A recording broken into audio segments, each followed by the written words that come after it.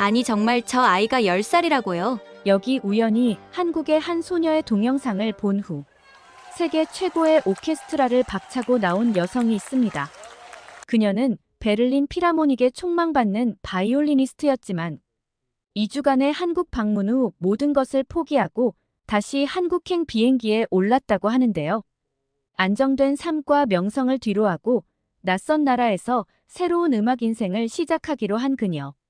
과연 한국의 어떤 매력이 그녀의 인생을 180도 뒤바꿔 놓았는지 오늘의 사연 시작하겠습니다. 잠깐만요.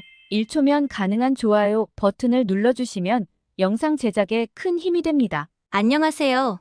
저는 독일 출신의 바이올리니스트 클라라입니다. 26살의 나이에 베를린 필하모닉의 최연소 단원이 되었죠. 제가 한국과 인연을 맺게 된 건 순전히 우연이었어요. 유튜브에서 본 한 영상이 제 인생을 뒤흔들어 놓을 줄 누가 알았겠어요? 그날은 평범한 토요일 오후였습니다. 저는 다음 주 공연 준비를 위해 연습을 하고 있었죠. 잠깐 휴식 시간에 유튜브를 둘러보다가 로마 공항에서 벌어진 놀라운 즉흥 연주이라는 제목의 영상을 발견했어요. 호기심에 클릭했는데 세상에 제 인생이 바뀌는 순간이었답니다. 영상 속 어린 소녀의 바이올린 연주는 그야말로 충격적이었어요. 제가 20년 넘게 연주해온 비발디의 사계 중 여름을 그 꼬마가 완벽하게 해내는 거예요. 그것도 세계적인 피아니스트와 즉흥으로 말이죠. 이럴 수가. 저도 모르게 소리를 질렀어요. 룸메이트가 깜짝 놀라 제 방으로 뛰어왔을 정도였죠. 그 순간부터 저는 한국 음악에 대해 알아보기 시작했어요. 그리고 점점 더 깊이 빠져들었죠. 클래식,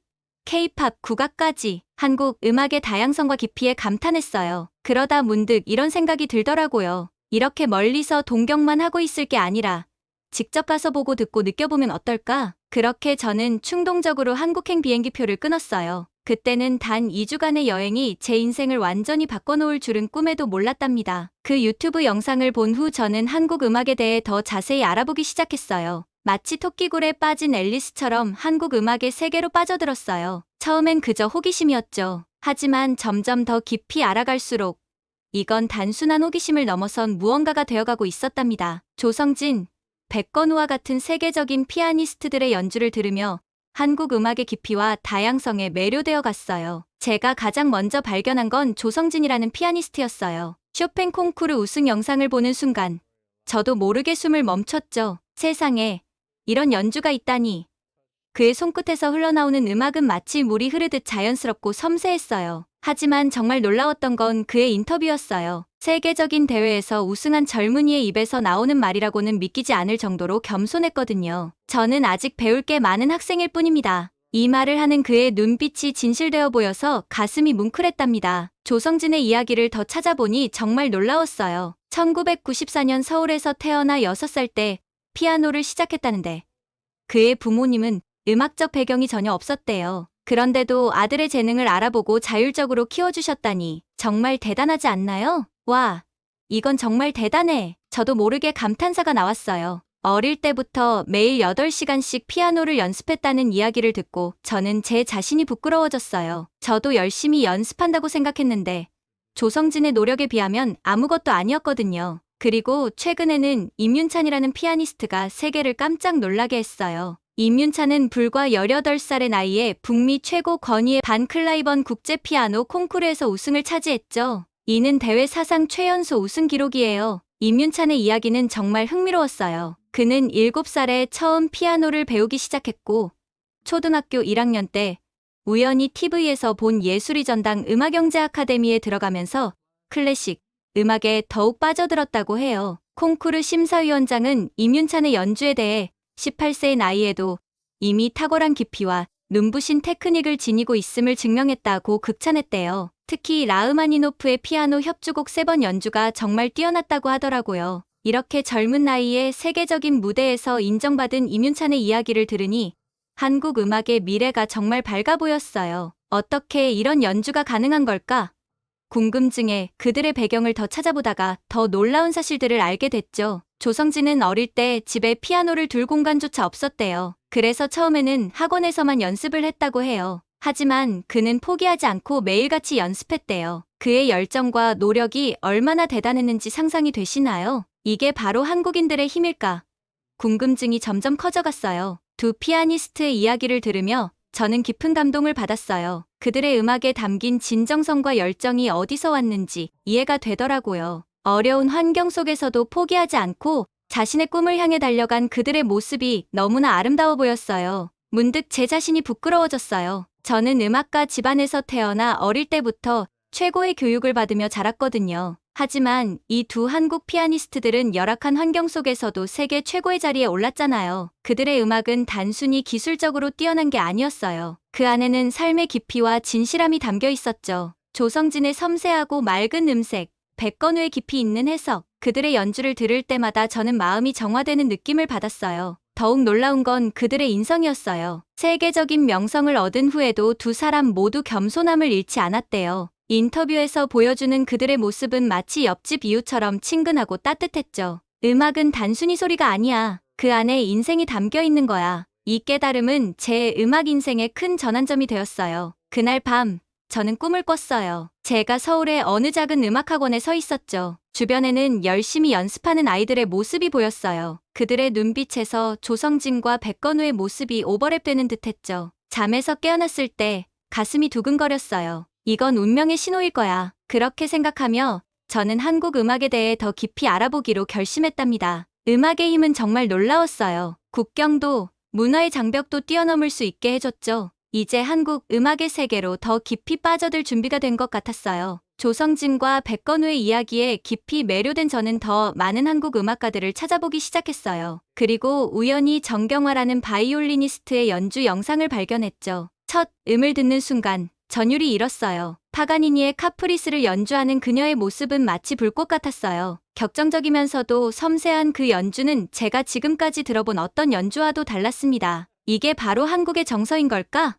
궁금증이 일었어요. 정경화에 대해 더 알아보니 그녀 역시 어린 나이에 해외로 나가 공부했다는 걸 알게 됐어요. 1967년 레벤트리트 콩쿠르에서 우승하며 세계적인 명성을 얻었다고 하더라고요. 50년이 넘는 세월 동안 최고의 자리를 지키고 있다니 정말 대단하지 않나요? 그런데 더 놀라운 건 따로 있었어요. 바로 조수미라는 소프라노 가수였죠. 그녀의 카르멘 아리아를 들었을 때 저는 그만 눈물을 흘리고 말았어요. 맑고 청아한 목소리, 그러면서도 깊이 있는 감정 표현, 마치 천상의 목소리 같았어요. 조수미의 이력을 보고 또 한 번 놀랐어요. 그녀는 동양인 최초로 라스칼라 극장에서 주역으로 데뷔했대요. 게다가 잘츠부르크 페스티벌에서도 주역으로 출연했다니 서양 오페라의 본고장에서 인정받은 거죠. 그러다 우연히 소양이라는 가수의 미국 국가 연주를 듣게 됐어요. 처음엔 그냥 평범한 팝 가수인 줄 알았는데 그 목소리를 듣는 순간 온몸에 소름이 돋았어요. 미국인들이 뽑은 국가를 가장 잘 부르는 해외 가수 1위를 차지했다는 소식을 듣고 깜짝 놀랐죠. 도대체 한국에는 얼마나 많은 음악적 재능이 숨어 있는 걸까? 점점 더 한국 음악에 빠져들수록 제 마음속에는 이상한 갈증 같은 게 생겼어요. 유튜브 영상과 음반으로는 더 이상 부족했죠. 직접 가서 보고, 듣고, 느껴보고 싶었어요. 결국 저는 충동적인 결정을 내렸어요. 다가오는 휴가 때 한국을 방문하기로 한 거죠. 그때만 해도 이 여행이 제 인생을 완전히 바꿔놓을 줄은 몰랐답니다. 비행기표를 예매하고 난 뒤 저는 설렘을 감출 수 없었어요. 한국어 공부도 시작했고 한국 문화에 대해 더 많이 알아보려고 노력했죠. 그러다 K-팝이라는 새로운 세계를 발견하게 됐어요. 처음에는 그저 10대들이나 좋아하는 가벼운 음악이라고 생각했어요. 하지만 방탄소년단, 블랙핑크 같은 그룹의 음악을 들어보니 생각이 완전히 바뀌더라고요. 복잡한 안무, 세련된 프로덕션, 그리고 때로는 깊이 있는 가사. 이건 단순한 팝 음악이 아니었어요. 특히 방탄소년단의 봄날이라는 노래를 들었을 때는 정말 충격이었어요. 한국어를 잘 몰랐지만 그 멜로디와 감정만으로도 가슴이 먹먹해지더라고요.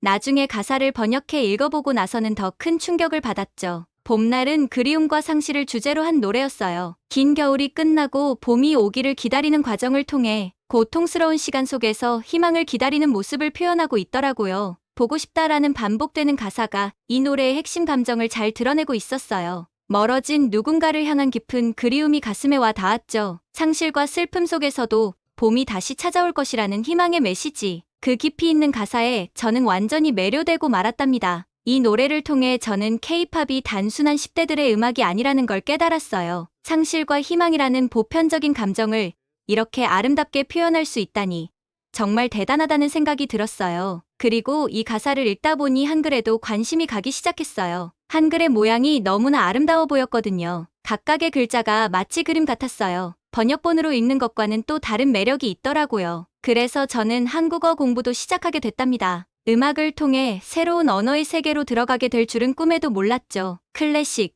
오페라, 그리고 이제 케이팝까지. 한국 음악은 도대체 어디까지 대단한 거지? 한국행 비행기를 기다리는 동안 저는 점점 더 흥분되고 있었어요. 이 여행이 제 음악 인생에 어떤 변화를 가져다 줄지 정말 기대되더라고요. 그리고 그 기대는 결코 저를 실망시키지 않았답니다. 드디어 한국행 비행기에 올랐어요. 11시간의 비행 동안 저는 계속해서 한국 음악을 들었죠. 클래식부터 케이팝까지 제가 알게 된 모든 장르를 망라했어요. 그리고 한국에서 만나기로 한 제 온라인 친구 수연이와의 만남을 상상하며 들뜬 마음을 가라앉히려 노력했답니다. 수연이는 제가 한국 음악에 관심을 갖기 시작했을 때 온라인 커뮤니티에서 알게 된 친구예요. 그녀는 음악을 공부하는 대학생으로 제게 한국 음악과 문화에 대해 많은 것을 가르쳐줬죠. 우리는 서로의 나라 음악을 교환하며 깊은 우정을 쌓았어요. 비행기가 인천공항에 착륙했을 때 제 심장은 마구 뛰고 있었어요. 입국장을 빠져나오자 수연이가 환한 미소로 저를 맞아주었죠. 클라라,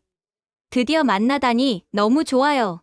수연이가 저를 꼭 안아주었어요. 수연아, 나도 너무 기뻐. 실제로 만나니 더 반갑다.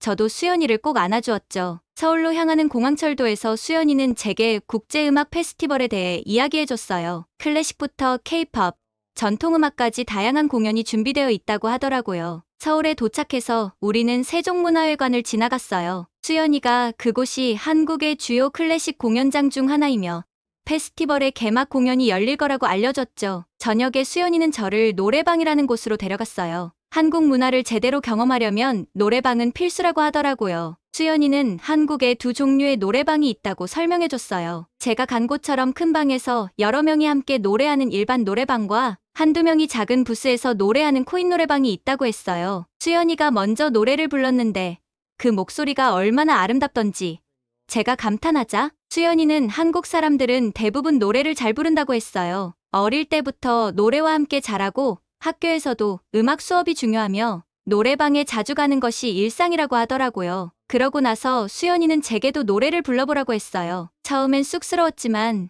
수연이의 응원에 용기를 내어 제가 알고 있던 팝송을 불렀죠. 그러다 보니 어느새 시간 가는 줄 모르고 1시간 동안 정말 신나게 노래를 불렀어요. 케이팝도 도전해봤는데 발음은 엉망이었지만 정말 재미있었어요. 노래방을 나오면서 몸도 마음도 가벼워진 것 같았어요. 마치 스트레스가 다 날아간 것 같은 기분이었죠. 한국의 노래방 문화가 이렇게 즐거운 것인지 몰랐어요. 수연이는 그 후에 트로트도 불러줬어요. 요즘 젊은 사람들 사이에서도 인기가 많아졌다고 하더라고요. 케이팝, 발라드, 힙합, 인디음악, 트로트까지 한국 음악의 다양성에 놀랐어요. 그날 밤 숙소로 돌아오는 길에 저는 수연이 덕분에 한국 음악을 더 깊이 이해할 수 있을 것 같다는 생각이 들었어요. 다음 날 페스티벌 개막 공연과 케이팝 댄스 클래스를 기대하며 설레는 마음으로 잠이 들었답니다. 페스티벌 첫날, 저는 수연이와 함께 이른 아침부터 서울거리로 나섰어요. 아침부터 거리는 활기가 넘쳤죠. 출근하는 사람들 사이로 흘러나오는 음악 소리에 저는 깜짝 놀랐어요. 수연아,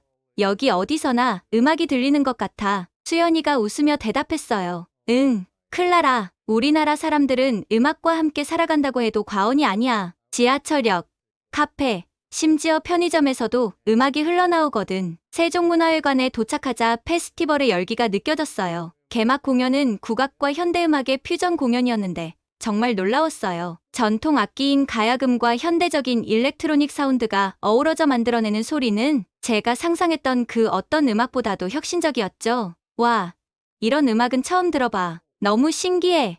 제 감탄에 수연이는 뿌듯해하는 표정이었어요. 공연이 끝나고 나오는 길에 우리는 길거리 버스킹을 보게 됐어요. 젊은 뮤지션들이 열정적으로 공연하는 모습에 저절로 발걸음이 멈췄죠. 버스킹 공연을 보고 놀란 제 모습에 수연이가 설명해 주었어요. 요즘엔 길거리 공연이 뮤지션들의 등용문이 되기도 한다고 해요. 저녁에 수연이가 저를 학원가로 데려갔는데 거리 곳곳에 음악학원들이 즐비해 있는 걸 보고 놀랐죠. 수연이는 한국에서 음악 교육을 정말 중요하게 여긴다고 말해주었어요. 대부분의 아이들이 어릴 때부터 피아노나 바이올린을 배우고 학부모들도 아이의 재능을 위해 많은 투자를 한다고 하더라고요. 그 말을 듣고 보니 조성진이나 백건우 같은 세계적인 음악가들이 어떻게 탄생했는지 이해가 되었어요. 수연이는 음악 교육이 감성과 창의성을 키우는데 도움이 된다고 믿는다고 설명해 주었습니다. 그날 밤, 우리는 홍대거리로 갔어요. 밤늦게까지 이어지는 공연들과 음악에 맞춰 춤추는 사람들을 보며 신선한 충격을 받았죠. 수연이가 서울의 밤은 음악으로 숨 쉬는 것 같지 않아?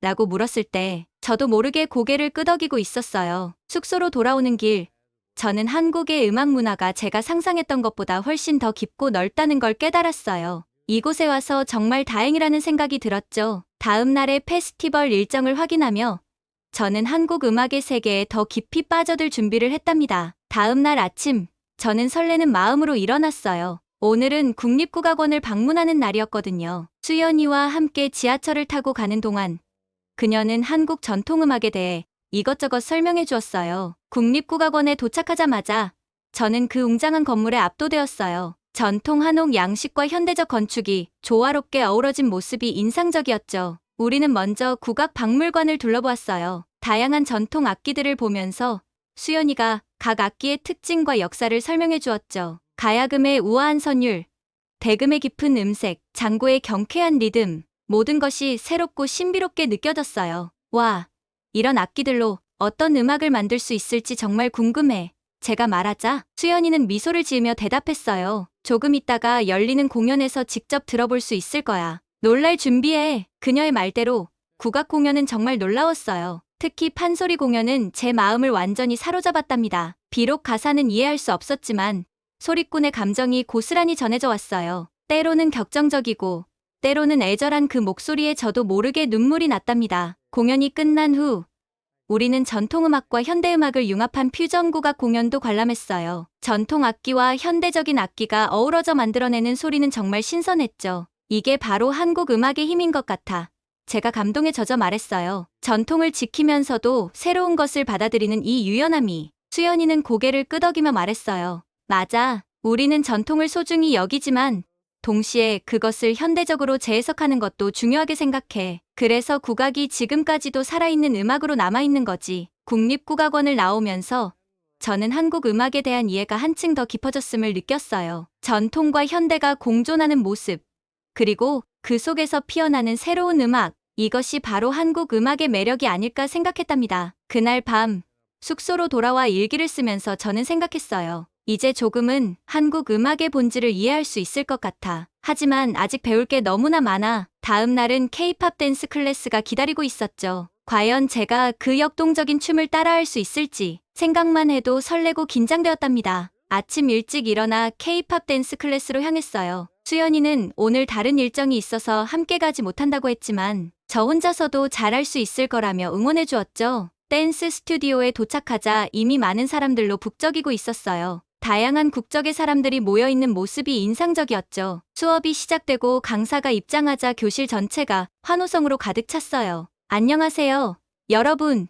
오늘은 BTS의 다이너마이트 안무를 배워볼 거예요. 강사의 말에 모두가 흥분했죠. 저도 그 노래는 알고 있었어요. 하지만 안무를 따라하는 건 정말 쉽지 않았답니다. 처음에는 어색하고 딱딱한 동작들이었지만 시간이 지날수록 조금씩 나아지는 게 느껴졌어요. 와, 이게 바로 K-팝의 매력인가 봐요. 옆에 있던 일본인 여성이 말을 걸어왔어요. 안무가 어렵지만 그만큼 멋있잖아요. 저도 동의할 수밖에 없었어요. 힘들었지만 너무나 재미있었거든요. 2시간의 수업이 어떻게 지나갔는지 모를 정도였죠. 수업이 끝난 후 몇몇 참가자들과 함께 근처 카페로 갔어요. 그곳에서 우리는 K-팝에 대한 이야기를 나눴죠. 모두가 각자의 나라에서 K-팝이 얼마나 인기 있는지, 어떤 점이 매력적인지 열정적으로 이야기했어요. K-팝은 단순한 음악이 아니에요. 한 브라질 청년이 말했어요. 그건 하나의 문화죠. 음악, 춤, 패션, 심지어 한국어까지 모든 게 패키지예요. 그 말을 들으며 저는 깊이 공감했어요. K-팝을 통해 많은 사람들이 한국 문화 전반에 관심을 갖게 되는 것 같았거든요. 저녁에는 수연이와 만나 오늘 있었던 일을 이야기했어요. 수연이는 제가 K-팝 안무를 마스터했다는 말에 깜짝 놀라더라고요. 클라라,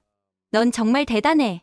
수연이가 감탄했어요. 나도 K-팝 안무 따라하기 힘들어하는데 우리는 함께 유튜브로 K-팝 뮤직비디오를 보면서 이야기를 나눴어요. 화려한 영상미, 복잡한 안무, 중독성 있는 멜로디, K-팝의 모든 것이 새삼 놀랍게 느껴졌죠. K-팝이 세계적으로 인기 있는 이유를 이제야 조금 알 것 같아. 제가 말했어요. 수연이는 미소 지으며 대답했어요. 맞아.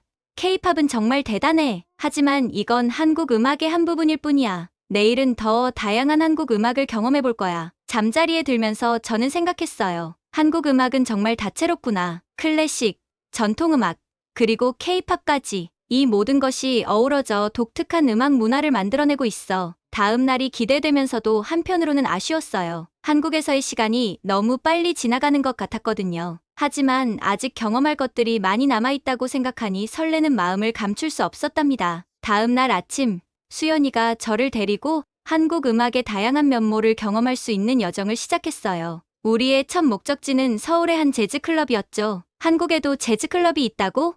제가 놀라서 물었어요. 수연이는 웃으며 대답했어요. 물론이지. 한국 음악은 너가 상상한 것보다 훨씬 다양해. 재즈클럽에 들어서자 감미로운 색소폰 소리가 우리를 맞이했어요. 무대 위의 밴드는 모두 한국인 뮤지션들이었지만 그들의 연주는 뉴욕의 어느 재즈클럽과 비교해도 뒤지지 않을 정도로 훌륭했죠. 와, 정말 대단해. 저도 모르게 감탄사가 나왔어요. 그 후 우리는 인디 음악 공연장으로 향했어요. 그곳에서는 어쿠스틱 기타 하나로 관객들의 마음을 사로잡는 싱어송라이터부터 강렬한 사운드의 록 밴드까지 다양한 장르의 음악을 들을 수 있었죠. 한국의 인디 음악도 이렇게 발전했구나. 제가 말했어요. 수연이가 고개를 끄덕였어요. 응. 요즘엔 인디 뮤지션들도 많은 사랑을 받고 있어. 음원 차트에서도 종종 상위권에 오르곤 해. 저녁에는 한국의 대중가요 역사를 한눈에 볼 수 있는 전시회를 찾았어요. 1920년대부터 현재까지 시대별로 인기 있었던 노래들과 가수들의 사진, 그리고 당시 사용되던 음악기기들이 전시되어 있었죠. 트로트부터 K-팝까지 한국 대중음악의 변천사를 보니 정말 대단하다. 제가 말했더니 수연이가 설명을 덧붙였죠. 응. 우리나라 음악은 시대의 변화와 함께 발전해왔어. 하지만 그 안에 한국만의 정서는 항상 유지되어 왔지. 하루 종일 다양한 음악을 접하고 나니 한국 음악의 깊이와 폭에 대해 새삼 놀라웠어요. 클래식, 국악, K-팝뿐만 아니라 재즈, 인디, 록 등 다양한 장르가 공존하며 각자의 색깔을 뽐내고 있었죠. 숙소로 돌아오는 길에 수연이가 물었어요. 클라라, 오늘 하루 어땠어? 저는 잠시 생각에 잠겼다가 대답했어요. 정말 눈이 떠진 것 같아. 한국 음악이 이렇게 다채롭고 풍성한 줄 몰랐어. 그리고 그 모든 음악이 서로 영향을 주고받으며 발전해가는 모습이 정말 아름답다고 느꼈어. 수연이가 미소 지으며 말했어요. 그래.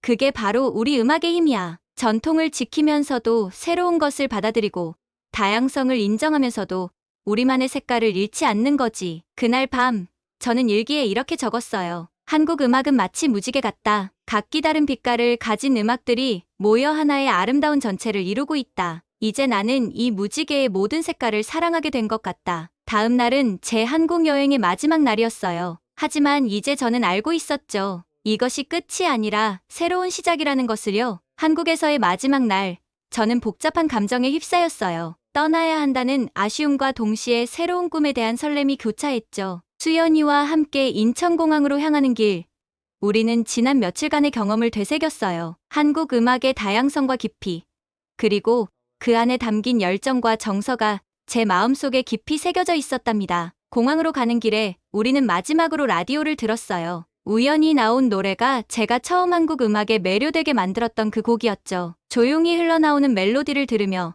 저는 이 여정이 얼마나 특별했는지 다시 한번 느꼈어요. 인천공항에 도착해서 체크인을 하는 동안 저는 마음속으로 큰 결심을 했어요. 독일로 돌아가긴 하지만 곧 다시 한국에 와서 더 오래 머물며 한국 음악을 제대로 배우고 싶다고 수연이에게 말했죠. 한국 음악의 다양성과 깊이를 더 알고 싶었고, 어쩌면 한국 음악과 서양 음악을 접목한 새로운 프로젝트를 시작할 수도 있을 것 같았어요. 수연이는 제 결정을 듣고 기뻐하며 응원해 주었어요. 그녀의 지지를 받으니 더욱 용기가 났답니다. 우리는 앞으로의 계획에 대해 이야기를 나누었고, 수연이는 제가 한국에 다시 올 때 도움을 주겠다고 약속했어요. 비행기에 오르기 전 우리는 마지막 포옹을 나눴어요. 작별 인사를 나누며 저는 이것이 끝이 아닌 새로운 시작임을 느꼈답니다. 비행기 안에서 저는 지난 며칠간의 경험을 하나하나 되새겼어요. 조성진과 백건우의 클래식 연주를 들으며 느꼈던 감동, 국립국악원에서 경험한 전통음악의 아름다움, K-팝 댄스 클래스에서 느꼈던 열정, 그리고 재즈와 인디, 음악 공연장에서 만난 다채로운 음악적 매력까지 모든 순간이 제 마음속에 생생히 남아있었죠. 특히 인상 깊었던 것은 한국 음악의 다양성과 그 안에 담긴 고유한 정서였어요. 전통 음악부터 현대 음악까지 각기 다른 장르의 음악들이 서로 영향을 주고받으며 발전해가는 모습이 정말 아름답게 느껴졌답니다. 그리고 그 모든 음악 안에는 한국만의 독특한 감성이 녹아 있었어요. 또한 한국 사람들의 음악에 대한 열정과 사랑도 깊은 인상을 남겼어요. 거리 곳곳에서 들리는 음악, 늦은 밤까지 이어지는 노래방 문화, 그리고 어린 나이부터 시작되는 체계적인 음악 교육까지 음악이 일상 깊숙이 자리 잡은 모습이 참 인상적이었죠. 독일로 돌아가는 비행기 안에서 저는 미래를 그려보았어요. 한국 음악을 더 깊이 이해하고 그것을 제 음악 세계와 융합하는 모습, 그 생각만으로도 가슴이 뛰었답니다. 어쩌면 한국의 전통 악기와 서양의 현대 악기를 결합한 새로운 앙상블을 만들 수도 있을 것 같았어요. 또는 한국의 음악적 요소를 현대 클래식 음악에 접목시켜 새로운 장르를 개척할 수도 있겠죠. 비행기가 이륙하면서 저는 창밖으로 멀어지는 서울의 풍경을 바라보았어요. 고층 빌딩들 사이로 보이는 고궁의 모습이 한국 음악의 특징을 그대로 보여주는 것 같았어요. 전통과 현대가 공존하며 새로운 아름다움을 만들어내는 모습 말이에요. 그리고 마음속으로 다짐했죠. 꼭 다시 한국에 돌아와 더 넓고 깊은 음악의 세계를 만나리라고요. 이번 여행은 끝이 났지만 사실 이것은 제 음악 인생의 새로운 장의 시작에 불과했어요. 귀국 후 제가 가장 먼저 할 일은 한국어 공부를 시작하는 거였죠. 음악을 더 깊이 이해하기 위해서는 그 나라의 언어와 문화를 아는 것이 중요하다고 생각했거든요. 그리고 한국 음악에 대한 더 깊은 연구도 시작했죠. 클래식, 국악, K-팝, 그리고 다양한 대중음악까지 한국 음악의 모든 면면을 공부했어요. 한국 음악은 제게 음악을 보는 새로운 눈을 알려주었어요. 독일로 돌아와서도 저는 계속 한국 음악에 대한 관심을 놓지 않았어요. 한국어 공부를 시작했고 온라인으로 한국 음악 이론도 배우기 시작했어요. 수연이와는 계속 연락을 주고받으며 한국 음악계의 소식을 들었죠. 어느 날 제가 소속된 베를린 필하모닉 오케스트라의 지휘자님이 저를 찾아오셨어요. 클라라, 다음 시즌에 한국과 일본 투어가 예정되어 있어. 특별히 한국 공연에서는 현지 음악가들과 협연할 계획인데 내가 한국 음악에 관심이 많다고 들었거든. 이 프로젝트를 내가 주도적으로 이끌어줬으면 해. 저는 너무나 기뻐서 어쩔 줄 몰랐어요. 이것이 바로 제가 기다려온 기회였거든요. 몇 주 후, 저는 한국행 비행기에 다시 몸을 실었어요. 이번에는 단순한 여행이 아닌 음악가로서의 본격적인 활동을 위해서였죠. 서울에 도착하자마자 수연이가 공항으로 마중 나와 있었어요. 클라라. 와, 6개월 만인데 한국어 실력이 많이 늘었네. 수연이의 말에 저는 부끄러우면서도 기뻤어요. 노력한 보람이 있었던 거죠. 다음 날부터 우리는 바쁜 일정을 소화했어요. 국립국악원을 방문해 협연할 국악인들을 만났고 현대 음악을 하는 한국 작곡가들과도 미팅을 가졌어요. 클래식, 국악, 현대 음악을 어떻게 조화롭게 융합할 수 있을지에 대해 열띤 토론을 벌였답니다. 특히 인상 깊었던 건 젊은 국악인들의 열정이었어요. 그들은 전통을 지키면서도 새로운 시도를 두려워하지 않았죠. 가야금과 바이올린의 듀엣, 대금과 플루트의 합주, 상상만 해도 가슴이 설레는 조합들이었어요. 한 달간의 준비 기간 동안 우리는 동서양의 하모니라는 주제로 특별한 공연을 만들어냈어요. 베토벤의 교향곡과 한국 전통음악이 어우러진 무대, 국악기와 서양 악기가 함께 연주하는 새로운 곡, 모든 것이 신선하고 흥미로웠죠. 드디어 공연 당일 예술의 전당 콘서트홀은 관객들로 가득 찼어요. 막이 오르고 첫 음이 울려 퍼졌을 때 저는 전율을 느꼈어요. 이것이 바로 제가 꿈꿔왔던 순간이었으니까요. 공연은 대성공이었어요. 관객들의 기립박수가 멈추지 않았고 앙코르 요청이 쏟아졌죠. 공연이 끝난 후 많은 음악 평론가들이 이 시도를 음악의 새로운 지평을 연 역사적인 순간이라고 평가했어요. 그날 밤 수연이와 함께 공연 성공 파티를 하면서 이제야 정말 내가 하고 싶은 음악을 찾은 것 같다라고 말을 했죠. 한국 음악을 알게 된 건 제 음악 인생에 완전히 새로운 길을 보여줬어요. 그 새로운 세계의 한가운데 서 있는 것 같았죠. 다음 날 아침, 저는 큰 결심을 했어요. 베를린 필하모닉을 떠나 한국에서 새로운 음악 생활을 시작하기로 하기로요. 두렵기도 했지만 설렘이 더 컸죠. 한국 음악과 서양 음악을 접목한 새로운 시도들, 다양한 한국 음악인들과의 협연, 그리고 아직 몰랐던 한국 음악의 매력을 더 깊이 알아갈 생각에 가슴이 뛰었어요. 수연이에게 제 결정을 말했을 때 그녀는 정말 기뻐하며 응원해줬어요. 클라라, 내가 한국 음악의 새로운 역사를 쓸 거라고 믿어. 그렇게 저희 새로운 음악 생활이 시작됐어요. 이제 한국에서 어떤 멋진 음악을 만들어갈지 생각만 해도 신이 나요. 제 인생에서 정말 중요한 전환점이 된 것 같아요. 한국 음악과 함께 앞으로 어떤 재미있는 일들이 생길지 정말 기대된답니다. 오늘 사연은 여기까지입니다. 독일 출신 바이올리니스트의 한국 음악 여행기 어떠셨나요? 한국 음악의 다양성과 깊이, 그리고 전통과 현대를 아우르는 폭넓은 스펙트럼이 세계적으로 인정받고 있다는 사실에 가슴이 뿌듯해지네요. 클래식, 국악, 케이팝을 비롯한 다양한 장르의 음악이 공존하며 서로 영향을 주고받는 한국의 음악 문화가 얼마나 특별한지 다시 한번 확인할 수 있었습니다. 여러분은 한국 음악의 세계화에 대해 어떻게 생각하시나요? 앞으로 한국 음악이 어떤 방식으로 더 발전하고 세계와 소통하면 좋을지 여러분의 의견을 댓글로 남겨주세요.